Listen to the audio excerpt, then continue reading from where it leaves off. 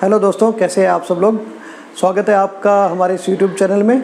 आओ सीखें कंप्यूटर की इस श्रृंखला में आज हम जानेंगे कंप्यूटर के हार्डवेयर, सॉफ्टवेयर और इसकी मेमोरी और कंप्यूटर के कुछ नेसेसरी पार्ट्स के बारे में थोड़ा इनको और भी विस्तार से समझेंगे। पिछले दोनों एपिसोड वीडियोज़ आपने अगर देखे हैं तो इन दोनों वीडियोज़ में हमने कंप्यूटर के हार्डवेयर और सॉफ्टवेयर के बारे में काफ़ी सुना है, काफ़ी थोड़ा बहुत जाना भी है। इसको थोड़ा और विस्तार से जानेंगे आज के इस वीडियो में।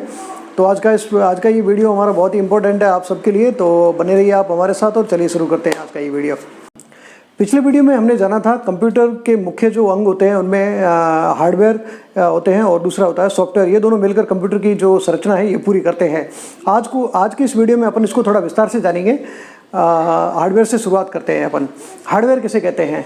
कंप्यूटर के वो डिवाइसेस अपन आंखों से देख सकते हैं और हाथों से छू सकते हैं, ऐसे डिवाइसेस को कंप्यूटर के हार्डवेयर डिवाइसेस कहा जाता है।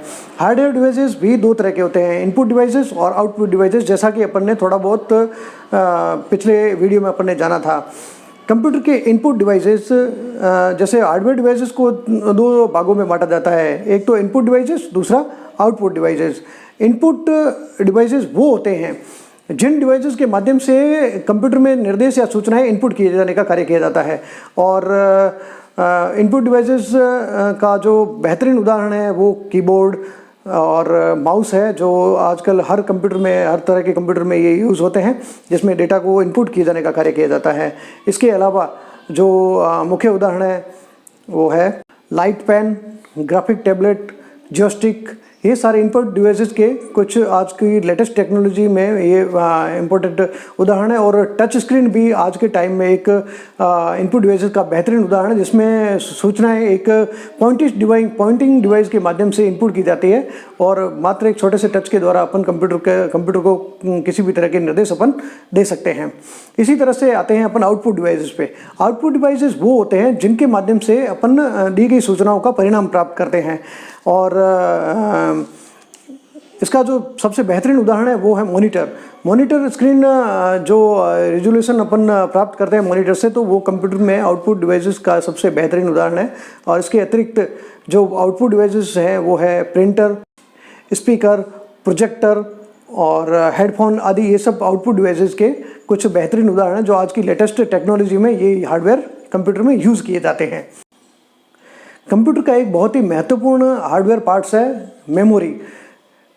मेमोरी वैसे तो कंप्यूटर के सीपीयू को कंप्यूटर का दिमाग कहते हैं, लेकिन जिस प्रकार मनुष्य का दिमाग काम करने के साथ साथ याद रखने का काम भी करता है, ठीक उसी तरह से कंप्यूटर में मेमोरी जो है वो अपने जो डेटा होता है उसको याद रखने का कार्य और अपने में स्टोरेज करने का कार्य करती है। सीपीयू केवल अंकगणितीय गणना को तार्किक गणना में परिवर्तित करके और उसको प्रोसेस करने का कार्य करता है, लेकिन जो याद करने का कार्य है, डेटा स्टोरेज करने का कार्य है, वो मेमोरी के जिम्मे आता है और वो इसको बहुत ही बखूबी से निभाती है। तो आइए समझते हैं मेमोरी को थोड़ा विस्तार से। मेमोरी को स्टोरेज डिवाइस भी कहते हैं। ये मूलतः दो तरह की होती है, प्राइमरी मेमोरी और सेकेंडरी मेमोरी। प्राइमरी मेमोरी को अस्थायी मेमोरी भी कहते हैं और ये दो तरह की होती है, रैम और रोम। रैम की फुल फॉर्म है रैंडम एक्सेस मेमोरी और रोम की फुल फॉर्म है रीड ओनली मेमोरी। इस तरह की रैम्स में डेटा जो है टेम्परेरी स्टोर रहता है और इसलिए इसे टेम्परेरी मेमोरी भी कहा जाता है। सेकेंडरी मेमोरी, इसे परमानेंट स्टोरेज डिवाइस भी बोलते हैं। इस तरह की डिवाइस में स्टोर किया गया डेटा कभी भी अपन उसको ले सकते हैं, उसको देख सकते हैं और उसमें एडिट भी कर सकते हैं। अपनी ज़रूरत के हिसाब से उसमें डेटा जो है अपन कम ज़्यादा भी कर सकते हैं। आइए समझते हैं कीबोर्ड के बारे में। कीबोर्ड एक इनपुट डिवाइस है और डिज़ाइन के अनुसार कीबोर्ड दो तरह के होते हैं, एक वायर्ड कीबोर्ड और दूसरा वायरलेस कीबोर्ड। वायर्ड कीबोर्ड जो होते हैं इनमें भी दो तरह के होते हैं, एक तो PS2 कनेक्टर टाइप के होते हैं, दूसरा USB टाइप के। आजकल जो लेटेस्ट टेक्नोलॉजी यूज़ में आ रही है, इसमें जो वायर्ड कीबोर्ड यूज़ होते हैं वो USB कीबोर्ड यूज़ होते हैं। और दूसरा जो है कीबोर्ड वायरलेस कीबोर्ड होता है, जो ये भी आजकल लेटेस्ट टेक्नोलॉजी के रूप में इसको उपयोग किया जाता है और ये बहुत ही महंगे होते हैं। वायरलेस कीबोर्ड में बैटरी या सेल से काम करता है और इसमें रेडियो फ्रिक्वेंसी रिसीवर होती है जो कीबोर्ड से प्राप्त सिग्नल कंप्यूटर को भेजता है। कार्य के आधार पर कीबोर्ड को दो भागों में बांटा गया है, एक टाइपिंग कीबोर्ड और दूसरा मल्टीमीडिया कीबोर्ड। टाइपिंग कीबोर्ड में सिर्फ टाइपिंग का कार्य ही किया जाता है और मल्टीमीडिया कीबोर्ड आजकल जो अपने घरों में जो डिजिटल कंप्यूटर यूज़ होते हैं और बाकी ग्राफिक का भी जो काम होता है, इसमें सारे मल्टीमीडिया के इसमें इनबिल्ट किए गए हैं मल्टीमीडिया कीज़, और इसमें इसके टाइपिंग के साथ साथ और भी बहुत सारे फंक्शंस की जोड़े गए हैं, इसलिए इसको मल्टीमीडिया कीबोर्ड कहते हैं। मल्टीमीडिया कीज़ जैसे volume up down keys, functions keys होती है इसमें, और वीडियो प्ले फॉरवर्ड, इस तरह से कुछ एक्सटर्नल बटन इसमें इनबिल्ट किए जाते हैं, एक्सटर्नल कीज़ इसमें इनबिल्ट की गई, इसलिए इसको मल्टीमीडिया कीबोर्ड कहते हैं। आइए थोड़ा और इस कीबोर्ड के बारे में थोड़ा डिटेल से समझते हैं। आजकल जो मल्टीमीडिया कीबोर्ड यूज़ में ले रहे हैं उनको क्वालिटी कीबोर्ड कहते हैं। अब एक जहन में एक छोटा सा सब क्वेश्चन आता है कि इसको क्वालिटी कीबोर्ड क्यों कहा जाता है। ये इसको क्वालिटी कीबोर्ड इसलिए कहा जाता है क्योंकि जो इसकी टाइपिंग कीज़ है वो QWERTY से स्टार्ट होती है, इसलिए इसको क्वालिटी कीबोर्ड कहा जाता है। अब अपन सोचते हैं कि इसको QWERTY से ही क्यों स्टार्ट किया गया, इसको ABCDEFG इस तरह से क्यों नहीं बनाया गया।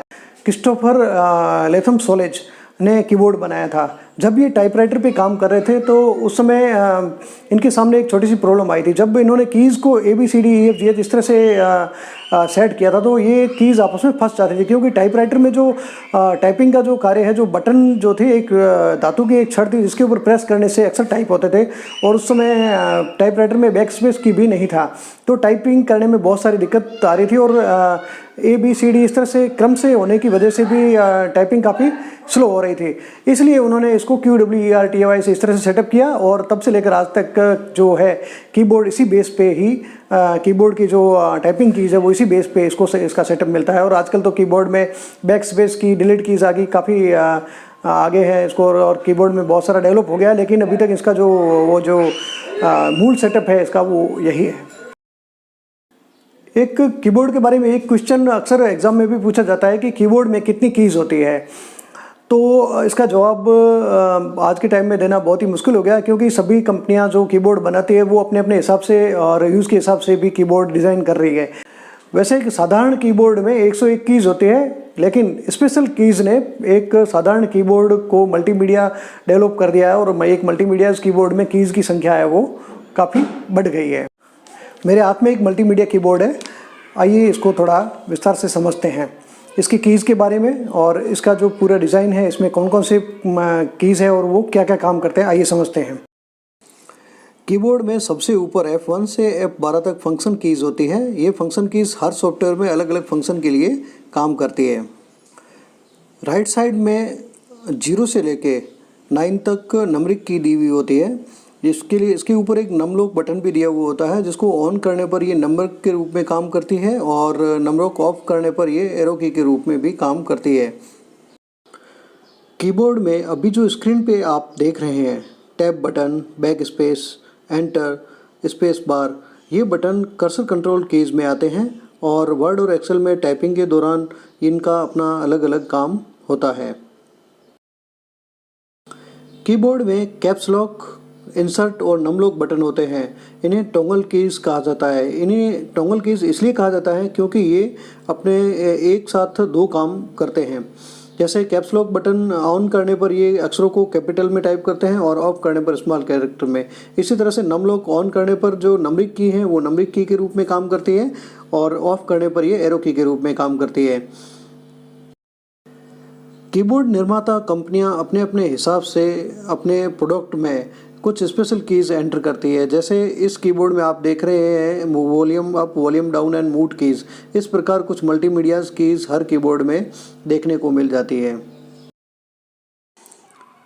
कीबोर्ड में सेंटर में ए से लेकर जेड तक अल्फ़ाबेटिकल कीज़ होती हैं, और इसके साथ में कुछ स्पेशल कैरेक्टर की कीज़ भी होती है, जो कैप्स लॉक ऑन करने पर अक्षरों को कैपिटल में टाइप करने के काम आती हैं, और कुछ स्पेशल कैरेक्टर्स जो बटन है वो कैप्स लॉक ऑन ऑफ में अलग अलग बटन्स के रूप में काम करते हैं। ये टाइपिंग कीज़ वर्ड, एक्सेल और नोटपैड में टाइपिंग करने के काम आते हैं। आइए समझते हैं सॉफ्टवेयर के बारे में। सॉफ्टवेयर कंप्यूटर का वो पार्ट है जिसे केवल अपन देख सकते हैं और उसमें काम कर सकते हैं, इसको छू नहीं सकते हैं। सॉफ्टवेयर का यूज़ ही कंप्यूटर को बहुत ही आसान और सुगम करने के लिए किया जाता है। बड़ी बड़ी कंपनियां तो यूज़र की डिमांड के हिसाब से ही सॉफ्टवेयर को डेवलप करती है। कुछ सॉफ्टवेयर अपन को फ्री में अवेलेबल हो जाते हैं और कुछ सॉफ्टवेयर को यूज़ करने के लिए उसको कंपनीज़ को पे करना पड़ता है। सॉफ्टवेयर मुख्यतः 3 प्रकार के होते हैं: सिस्टम सॉफ्टवेयर, यूटिलिटी सॉफ्टवेयर और एप्लीकेशन सॉफ्टवेयर। आइए समझते हैं सिस्टम सॉफ्टवेयर को। सिस्टम सॉफ्टवेयर ऐसे सॉफ्टवेयर होते हैं जो आपके कंप्यूटर के हार्डवेयर को मैनेज और कंट्रोल करते हैं और इन्हीं की वजह से एप्लीकेशन सॉफ्टवेयर कंप्यूटर में चल पाते हैं या आप उस काम को कर पाते हैं। सिस्टम सॉफ्टवेयर का सबसे सरल उदाहरण है आपका ऑपरेटिंग सिस्टम, यानी कि आपकी विंडोज़ जो कि आप इस्तेमाल कर रहे होंगे। संक्षेप में सिस्टम सॉफ्टवेयर प्रोग्रामों का एक बहुत बड़ा समूह है। आइए समझते हैं एप्लीकेशन सॉफ्टवेयर को। एप्लीकेशन सॉफ्टवेयर ऐसे प्रोग्रामों को कहा जाता है जो हमारे कंप्यूटर पर आधारित मुख्य कामों को करने के लिए लिखे जाते हैं। आवश्यकता के अनुसार भिन्न भिन्न उपयोग के लिए भिन्न भिन्न सॉफ्टवेयर होते हैं। सॉफ्टवेयर की बड़ी बड़ी कंपनियां यूजर की ज़रूरत को ध्यान में रखकर सॉफ्टवेयर प्रोग्रामर द्वारा तैयार करवाती है। इनमें से कुछ फ्री में मिल जाते हैं और कुछ के लिए चार्ज देना पड़ता है। आइए समझते हैं यूटिलिटी सॉफ्टवेयर को। यूटिलिटी सॉफ्टवेयर का काम कंप्यूटर के ऑपरेटिंग सिस्टम की सर्विस और रिपेयर करने का काम होता है। साथ ही यह ऑपरेटिंग सिस्टम के माध्यम से यूटिलिटी सॉफ्टवेयर कुछ हार्डवेयर की सर्विस करने का काम भी करते हैं, जिससे उनकी कार्यक्षमता और गति को बढ़ाया जा सके। इसमें से बहुत कुछ यूटिलिटी सॉफ्टवेयर ऑपरेटिंग सिस्टम के साथ में ही आते हैं और कुछ को अलग से खरीदना पड़ता है। एंटीवायरस और डिस्क डिफ्रैगमेंट यूटिलिटी सॉफ्टवेयर के अच्छे उदाहरण हैं। तो दोस्तों, आज के इस वीडियो में हमने कंप्यूटर की जो हार्डवेयर और सॉफ्टवेयर होते हैं इसके बारे में जाना। कंप्यूटर के जो कीबोर्ड है उसके बारे में पूरा विस्तार से हमने समझा। कंप्यूटर के जो ऑपरेटिंग सिस्टम्स है और एप्लीकेशन सॉफ्टवेयर्स है उनके बारे में हमने जाना है। और अब तक के सारे वीडियोस में कंप्यूटर की जो मूलभूत संरचना है उसके बारे में लगभग हम अच्छे से समझ चुके हैं। आगे के वीडियोस में अपन विंडोज़ के बारे में जानेंगे और कंप्यूटर को जो किस तरह से ऑपरेट करना है वो जानेंगे। कंप्यूटर में किस तरह से काम करते हैं वो सीखेंगे आगे इसकी वीडियोज़ में। तो दोस्तों, अगर आपको हमारा ये वीडियो अच्छा लगा तो आप इसे लाइक ज़रूर करें और कमेंट करके भी हमें बताएं। और कंप्यूटर शिक्षा को बढ़ावा देने के लिए हमने जो ये पहल शुरू की है, आओ सीखें कंप्यूटर, अगर आप इससे प्रभावित हैं, आपको ये अच्छा लगता है तो हमारे चैनल को सब्सक्राइब जरूर करें ताकि आगे आने वाले वीडियोस की नोटिफिकेशन आपको ज़रूर मिलते रहें। अपने दोस्तों को भी बताएं इस बारे में और हमें लाइक करके और हमारे चैनल को सब्सक्राइब करके हमें सपोर्ट करें। Thank you.